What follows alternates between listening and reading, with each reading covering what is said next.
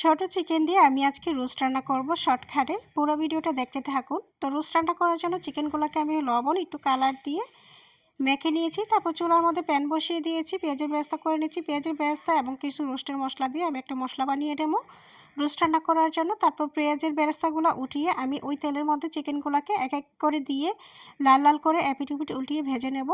চিকেনটা ভাজা হয়ে গেলে সেই তেলের মধ্যেই আমি আবার রোস্টটা রান্না করব। রান্না করার জন্য এই তেলের মধ্যে আমি দিয়ে দিলাম পেঁয়াজ কুচি দিয়ে তারপর দিয়ে দিলাম কিছু গরম মশলা, তারপর আধা চামচ পরিমাণ দিয়ে দিচ্ছি আদা বাটা রসুন বাটা, তারপর দিয়ে দিচ্ছি আমার বানানো রোস্টের মশলা দিয়ে আধা চামচ পরিমাণ ধনিয়া গুঁড়ো, আধা চামচ পরিমাণ লাল মরিচের গুঁড়ো, 2 চামচ পরিমাণ টক দই দিয়ে নেড়েচেড়ে কষিয়ে নিয়েছি। তারপর দিয়ে দিলাম স্বাদ মতো লবণ, তারপর 2 চামচ পরিমাণ চিনি, 2 চামচ পরিমাণ গুঁড়া দুধ দিয়ে তারপর দিয়ে দিলাম পরিমাণ মতো গ্রেভি দিয়ে তারপর 2 চামচ পরিমাণ দিয়ে দিলাম বাদাম বাটা আর 4-5টা দিয়ে দিলাম কাঁচামরিচ দিয়ে ঝটপট রান্নাটা করে নিলাম। খেতে হয়েছিল দারুণ টেস্টি, দেখতেও হয়েছে অনেক বেশি লোভনীয়। কমেন্ট করে জানাবেন কিন্তু বন্ধুরা রান্নাটা কেমন হলো।